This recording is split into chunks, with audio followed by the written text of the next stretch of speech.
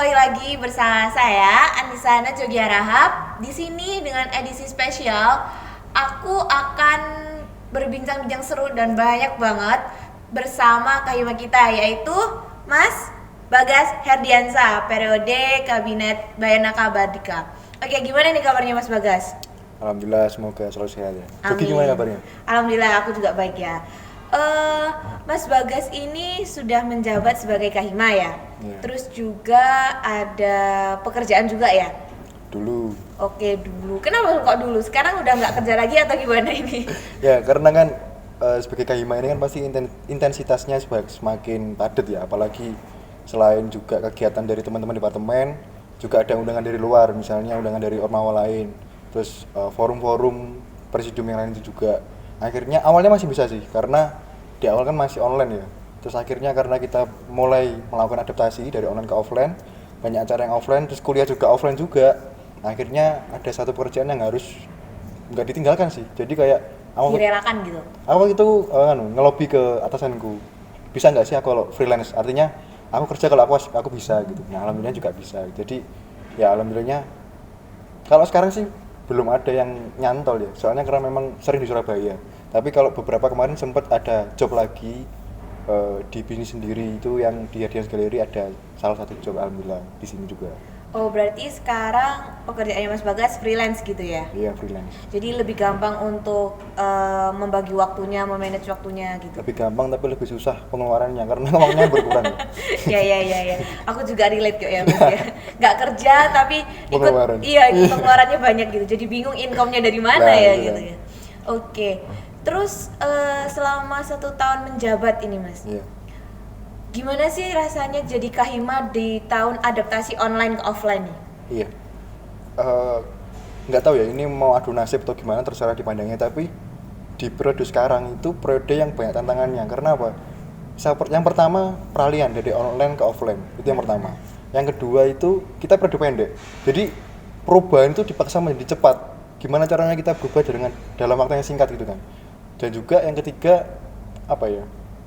Kita mempersiapkan generasi yang belum yang bisa dikatakan masih belum siap, karena magang itu baru masuk kemarin di bulan Oktober, sedangkan saya nanti mulai demis di bulan Januari. Desember itu udah mulai proker terakhir, jadi magang itu mungkin dapat ilmu juga sedikit, padahal dia nanti bakal jadi staf ahli. Dan staf ahli juga gitu, dia jadi staf ahli cuma berapa bulan, dari bulan Juli, berarti kan 6 bulanan kan. Jadi saya takutnya ada beberapa yang belum saya persiapkan kepada penerus saya. Jadi udah periodenya singkat, peralihan dari online ke offline, kita harus mengemas, gimana cara mengemasnya, ibaratnya kita belajar lagi. Jadi dulu itu ada suatu trust issue. Ibaratnya iya, angkatan kita itu angkatan online kan. Jadi kayak dikatakan apa ya? Angkatan online bisa nggak sih buat acara di offline? Alhamdulillah kemarin tuh banyak banget apresiasi yang luar biasa di acara wisuda salah satunya. Itu salah satunya para alumni wisudawan angkatan 18 itu memberikan apresiasi, jadi kayak terima kasih dan berkesan dan sebagainya. Jadi kita bisa membantah lah transisi itu, bahwasannya angkatan online pun dikader dengan online masih bisa beradaptasi dengan apapun itu. Oke. Terus nih yang seperti Mas Bagas bilang nih, inovasinya kan lebih bertantang gitu kan. Iya. Dengan tagline-nya Mas Bagas juga, AMMB bekerja berlari mengejar inovasi nih. Iya. Nah, terus Mas Bagas ini juga dapat julukan nih. Dengar-dengar aku dapat julukan si paling inovasi. Nah, dengan mendapat julukan itu Mas Bagas ini gimana nih perasaannya? Senang kah, risih kah, atau kayak apaan sih julukan ini? Kayak gitu. Iya. Awalnya itu kayak bingung. Ini antara pujian atau sindiran gitu kan. Benar. Karena memang tagline yang saya bawa adalah mengejar inovasi gitu kan. Terus juga diimplementasinya banyak banget perubahan gitu kan. Dan setelah saya pelajari entah dari kondisi lapangan, dari tokoh-tokoh juga, saya kan sering juga lihat dan baca ya. Jadi perubahan itu pasti banyak yang menentang. Akhirnya mungkin memang ini adalah salah satu sindiran dari saya, buat saya, tapi saya anggapnya itu sebagai pujian, karena berarti perubahan itu berhasil gitu kan. Sampai dia bilang saya si paling inovasi, si paling bisa si paling perubahan. Mungkin dia niatnya mau nyindir, tapi sebetulnya itu dia sudah memvalidasi bahwasanya saya berhasil membuat perubahan itu sendiri gitu kan. Berarti secara nggak langsung muji dalam sindiran gitu ya. Jadi kayak mungkin dia gengsi lah mau muji. Tapi kalau bagi saya sendiri nggak apa-apa, karena kalau terlalu banyak dipuji juga nggak baik kan. Lebih baik sesuai porsinya aja, dan saya lebih nyaman dikritik dengan kayak gitu daripada apa ya. Tapi lebih baik lagi kalau dikritik di depan saya daripada di belakang gitu. Waduh, berarti kalau kayak gitu istilahnya kritikan-kritikan yang Mas Bagas dapat ini lebih banyak di belakang ya, bukan di depan gitu ya? Ya kurang tahu sih. Jadi kan kita kan ada namanya itu Hotline Jaras HMMB, di mana itu sebetulnya perpanjangan tangan dari lapor Mas Kahim. Nah di situ nggak banyak apa ya keluhan yang masuk awalnya. Nah kemarin ketika ada Enif yang mau ngambil iuran berapa 50.000 Iya, kurang. itu banyak banget apa ya desas-desus, banyak banget pembicaraan di dalam kelas-kelas. Terus ya bagi saya nunggu mana laporan dari KM keluhannya seperti apa di lapor Mas Kahim. Jadi dan kita sudah memberikan peluang gitu di setiap jargon itu pasti ada linknya, tinggal klik aja. Tapi sampai akhirnya itu nggak ada.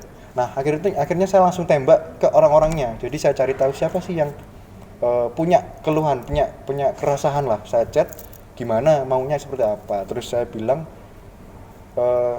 silakan manfaatkan fasilitas yang ada lapor Mas Kahim kayak gitu. Atau mau langsung chat ke saya juga bisa. Jadi kita terbuka dengan semua saran dan kritik. Jadi kalau semua MMB ini ngomongnya di belakang kan saya nggak tahu, teman-teman di mana nggak tahu.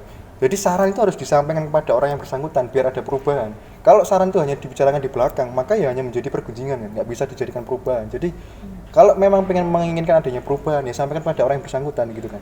Jadi kalau memang akhirnya pun apa? Setelah saya mendengar itu ya sudah iuran akhirnya saya tekankan. Awalnya saya pengennya malah nggak ada iuran, tapi karena melihat RAB-nya nggak nutut, nah akhirnya tetap ada iuran tapi cuma 5.000 kan. Nah kayak gitu. Jadi hal-hal seperti ini yang harus dibiasakan dalam iklim demokrasi. Jadi teman-teman itu harus menyampaikan saran kritik itu kepada yang bersangkutan, nggak usah takut juga.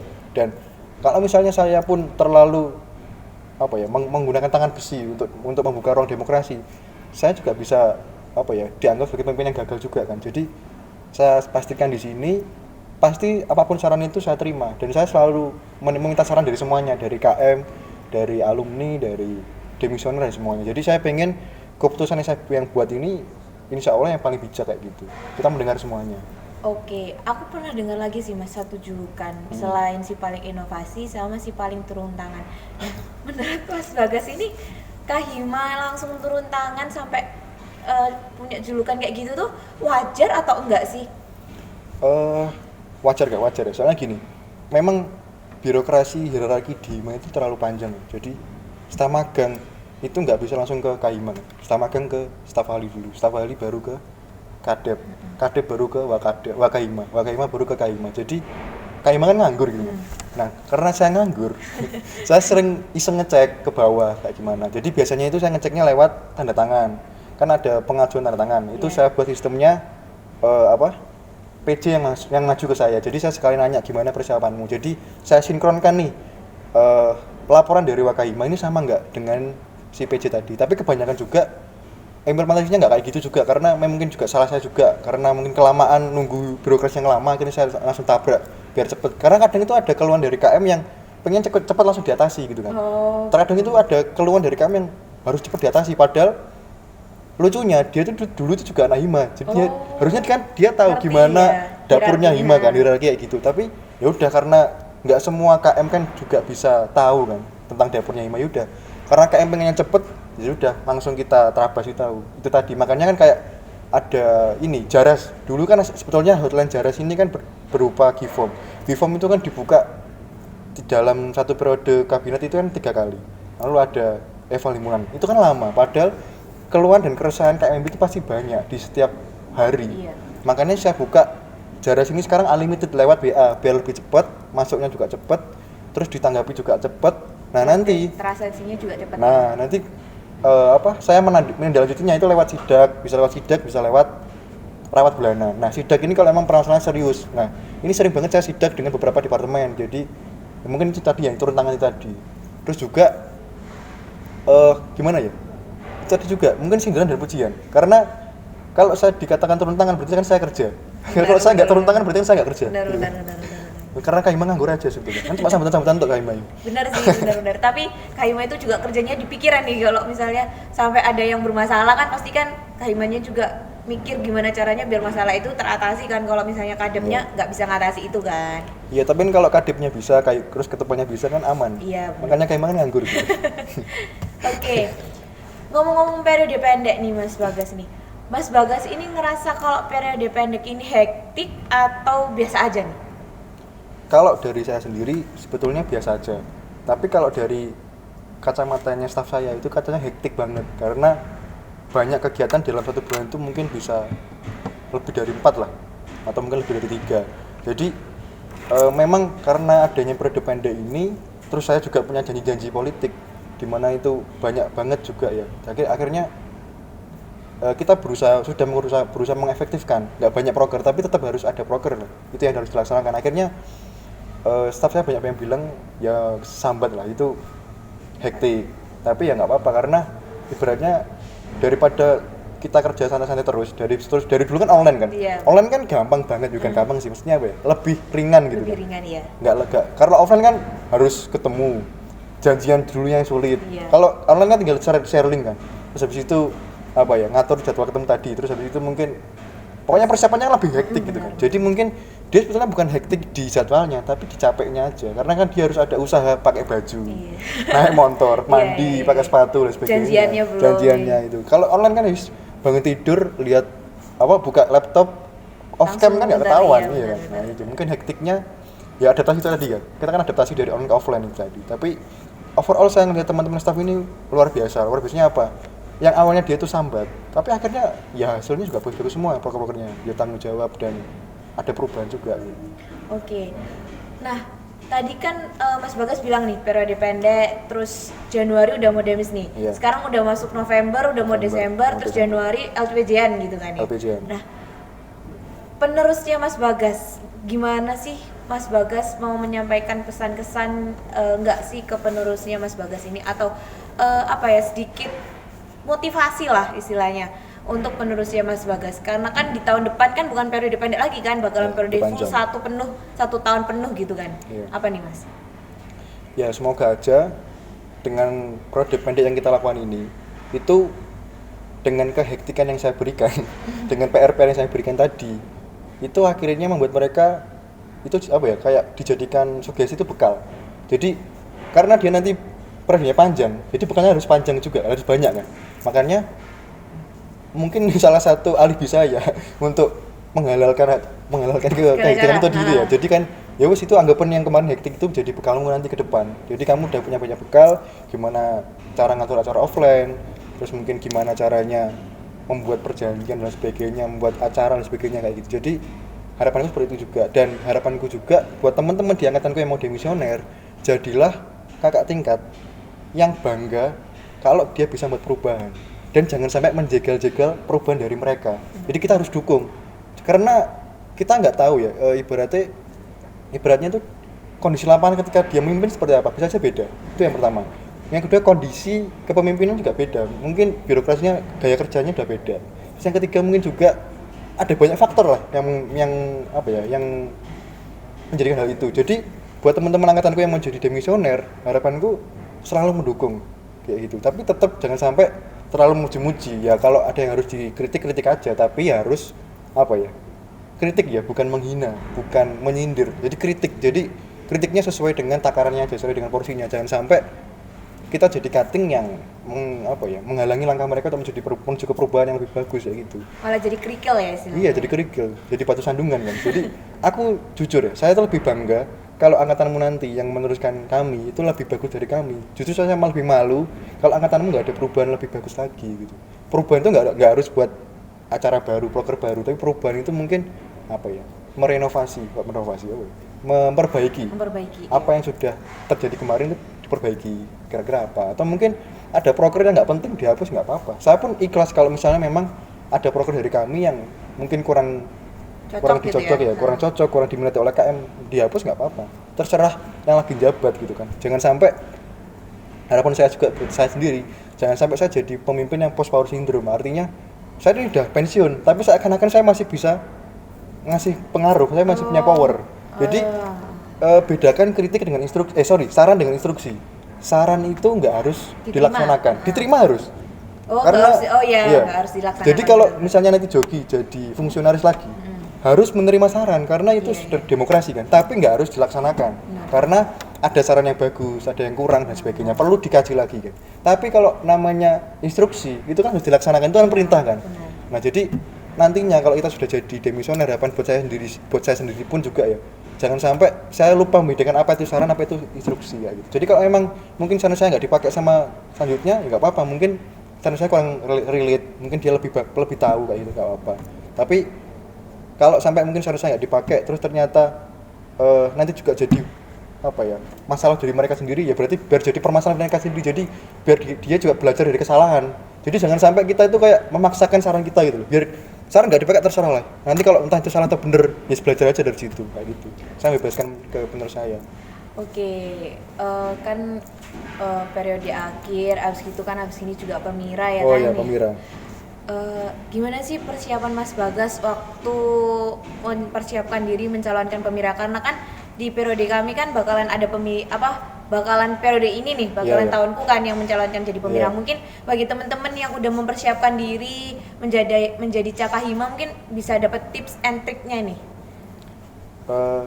Tapi sebelum awas itu dan trik, ada nggak calonnya gitu? Aduh, Angkatan itu nanti agak privasi ya, agak pribadi gitu ya, biar ngobrol berdua aja gitu ya.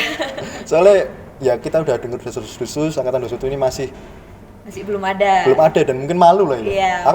Aku nggak meremehkan lah, Benar. tapi mungkin masih malu. Jadi aku nggak nganggap, karena aku nganggap penerusku itu pasti bagus-bagus. Jadi aku nggak nganggap mereka tuh di bawahku, tapi nganggapku ya mungkin masih malu, mungkin masih belum percaya diri. Tadi ya udah, kalau memang kalian punya mimpi, ingin membuat perubahan di sini, di situ, kamu kritis di hal ini, hal itu, kamu sering mengkritisi proker-proker ini, ya udah kamu jadi Kahima. Soalnya saya kan dulu di Dagri kan terakhir jadi Wakadep.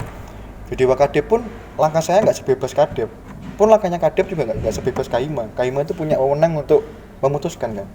Jadi enaknya Kahima itu tadi udah nganggur, sambutan tok, punya wewenang untuk mengatur semuanya gitu kan.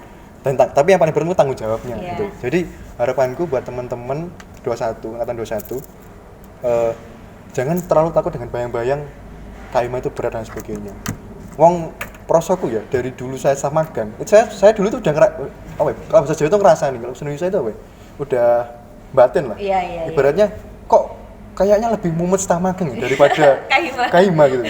Kayaknya lebih mumet kok acara ya daripada Kahima. Kahima tinggal datang sambutan, tinggal ngeval di akhir acara gitu kan. Jadi saya mikirnya gitu, dan setelah saya jadi Kahima ternyata nggak seremeh itu. Ya ada banyak di belakangnya, tapi pada intinya tinggal bagaimana kita mengatur job desk-nya. Kalau kita bisa mengatur job desk-nya dengan baik, ya nggak semua beban itu ada di kita. Di beban kita cuma ada tanggung jawab, tapi beban per proker, beban per bidang itu udah ada masing-masingnya. Nggak mungkin kita bakal ngurusin acara juga kan. Benar. Jadi kita tinggal ngatur secara general aja. Jadi buat teman-teman angkatan 21, ya udah pede aja. Dan yang saya takutkan adalah kalian cuma punya rasa care itu hanya ke departemen, enggak ke himpunan. Karena apa artinya departemen kalau nggak ada Kahima gitu? Apa artinya kamu mau jadi kadep, mau ngerubah ini departemen, tapi kalau Kahima nggak milih kamu kan percuma. Ibaratnya kamu udah yakin nih mau buat perubahan A, B, C, D di departemenmu, tapi kalau Kahimanya nggak milih kamu ya percuma kan. Lebih baik kamu jadi Kahima, kamu bisa mengimplementasikan mimpimu tadi, bisa buat perubahan di sana sini juga. Karena dulu awalnya aku maju dari Kahima itu karena aku ngelihat ada banyak banget PR itu di beberapa departemen kayak gitu. Akhirnya ya aku maju juga, dan juga di angkatanku dulu juga masih ya sama ada angkatan 21 lah, sama kurang lebih 11-12 malu-malu lah, nggak ada yang mau maju gitu. Terus habis itu aku udah spill ke teman-teman mau maju, akhirnya cari-cari tim sukses juga. Nah aku juga sharing-sharing ke kadep-kadep kira-kira apa permasalahannya, dan akhirnya itu yang tak jadikan bekal. Karena jangan sampai Kahima itu cuma modal buat GDO itu apa ya, visi misi terus proker yang baru itu cuma sebagai formalitas saja. Ya dia itu janji di situ, dia harus dilaksanakan. Jangan sampai budaya ini teruskan terus. Jadi ketika saya buat GDO itu berdasarkan kajian saya dengan kadep, dengan teman-teman di departemen, dengan KM juga yang bukan non hima. Kamu tuh pengennya gimana di hima? Akhirnya kajian-kajian itu terbitlah ada beberapa proker-proker yang diproduksi sekarang. Jadi intinya buat teman-teman 21 jangan malu lah, jangan sampai ada egosentris. Itu yang saya tekankan waktu perdebatan dengan calon yang selanjutnya, calon yang lain waktu itu. Jangan sampai ada egosentris di dalam himpunan. Makanya kenapa sekarang kan ada rapat bulanan. Iya. Nah, rapat bulanan itu kan akhirnya kamu ketemu sama departemen lain kan. Iya. Kamu ngerasa nggak sih dulu kamu nggak kenal sama teman-teman di departemen lain? Iya. Jangan temanmu, mbakmu, Iya. maksudnya kan. Ha-ha. Nah, sekarang itu dengan adanya Rabun, harapanku kalian bisa kenal dengan departemen lain. Pun juga kita kan dulu sebelum ada staf magang itu susunan fungsionaris itu udah sekitar 70-an. Iya benar. Harusnya kita nggak usah oprek, itu udah cukup buat acara-acara kecil-kecilan gitu kan. Acara kecil, acara menengah lah, kayak MBMC kemarin itu kan kita nggak oprek kan. Jadi harusnya kita bisa memanfaatkan SDM yang ada, karena nggak semua departemen itu bebannya sama gitu kan. Jadi masih bisa saling membantu gitu kan. Makanya di periode sekarang itu kita tekankan kebersamaannya, gotong royongnya. Jadi ya harapanku implementasi itu berlanjut terus. Jadi di angkatan sekarang itu angkatanmu itu nggak mikir lagi egosentris di departemen, tapi gotong royong benar-benar pengen memperbaiki hima. Saling membantu lah ya. Iya. Benar. Jadi ya itu tadi, jangan mikir di departemen terlalu kecil, mikirlah di hima.